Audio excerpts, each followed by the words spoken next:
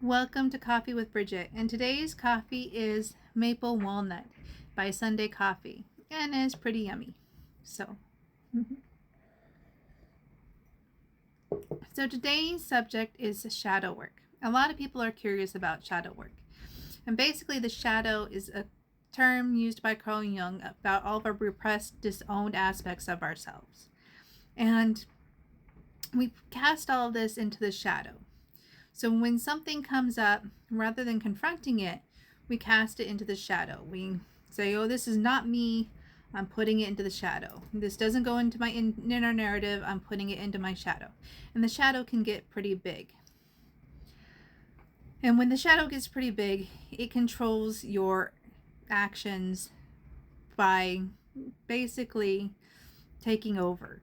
When you have a big shadow, the shadow is in control. It controls how you react to things. You seem to think that it is unexplainable, but there are perfectly good reasons for why your behavior happens if you examine it. And doing shadow work lessens the shadow. So I wanted to share with you my 3-step process for doing shadow work. When I'm confronted by a trigger, this is what I do. First, I name the emotion. Second, I neutralize the experience. Third, I accept the experience and the information that I have developed. So the first step is naming. And in naming something, you gain power over it. So my example is, for me, a big trigger for me was when my mom said that I was a difficult child. Now, one of the most tough things to do in shadow work is to sit down and keep your seat, to stay centered. And that's why I think that everybody should do this work in their sacred space with tools such as the serpentine and have something tangible to hold on to ground and center yourself. When you start to feel emotions that are discomforting, you can go ahead and focus on the stimulus that you have with you. So in this case, the serpentine. And that can help you ground and recenter so that you can refocus. Because a lot of the stuff that shadow work brings up is emotionally charged. The trigger triggers an emotion in you that needs to be named. And by naming that emotion, you gain control over it. So that's the first step. So in my story with my mom saying I was a difficult child, the feeling that would come up was shame. And shame can take over your life. It can really affect your self-confidence when you carry a lot of shame.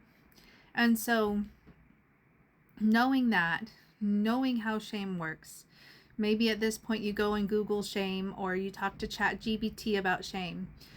But you look up about shame and how shame affects you. And you realize that's not something that you really want in your life, driving your personality. So naming gives you power. That's the first step. The second step is neutralization. And this is the realization that every experience is fundamentally neutral. We label things good or bad. This is a fundamental part of our psychology. When we were evolving, we had to know what was good or bad. Basically, if we heard a tiger in the brush moving through grass, we had to go bad and run away in order to be survival or to survive. It's a survival instinct. So I got ahead of myself there. Could you tell? So it's a survival instinct to name things and label them good or bad. And labeling experiences good or bad. Naturally, we try to avoid experiences that are bad, and we try to attract only the good experiences. And that is the pathway of manifestation. And that's why shadow work is so important to manifestation. Because if we allow our shadow to be in the driver's seat of our subconscious mind, then we are going to get bad experiences. And we're going to keep confronting the shadow until we finally neutralize it. So with my mom's situation, her saying that I was a difficult child, it brought out shame. What I realize is when she says these stories, it is not necessarily a negative experience. I don't have to think of it as a bad experience. I can actually laugh at it now. I can say, that's funny. I realize that my mom is a storyteller, and my stories about when I was a difficult child are some of her favorite stories. It was exciting to her to have these situations happen. And a lot of people retell things that excite them. So I realized that fundamentally the experience itself is neutral. I gave it the negative label. But if I look at it from my mother's perspective, from a storytelling perspective, I can see the entertainment value of saying, she was a difficult child, let me tell you why. Listen to what she did to me. Which I can say that I did not mean to do that as a child. I can come up with a bunch of defenses. But fundamentally, I realize that the experience itself of her telling these stories can be hilarious because she's a funny storyteller. So I have changed my narrative about the experience. I no longer label it as bad. I see it as fundamentally neutral. I don't have to label it as good, but I can say it's neutral. And when you neutralize something, it no longer has power over you.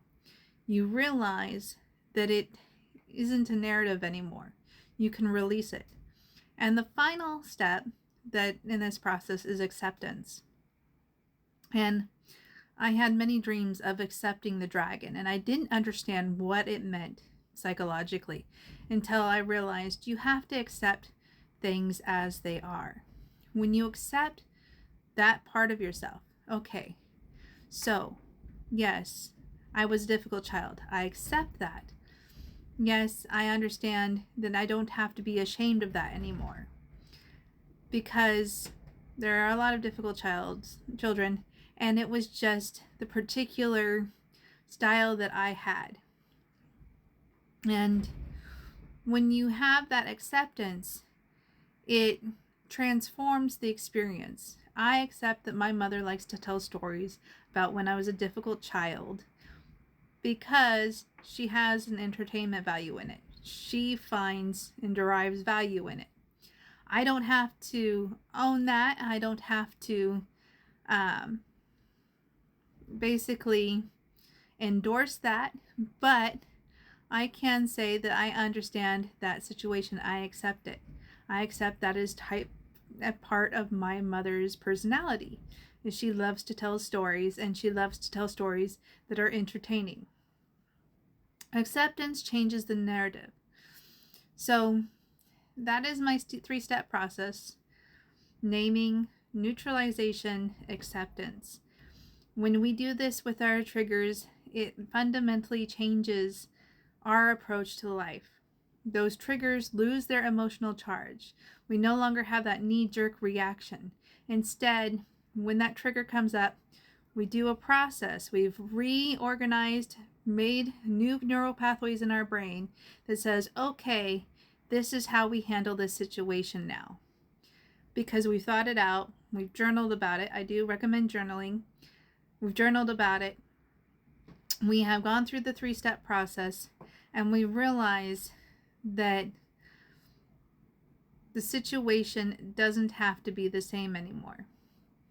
You can change how you react to things. You don't have to have the same reaction to a stimulus every time without conscious awareness. You can bring that up out of your subconscious, that reaction, you can bring it up out of your subconscious through the work and start to work with it consciously and transform your subconscious into something that's a conscious process.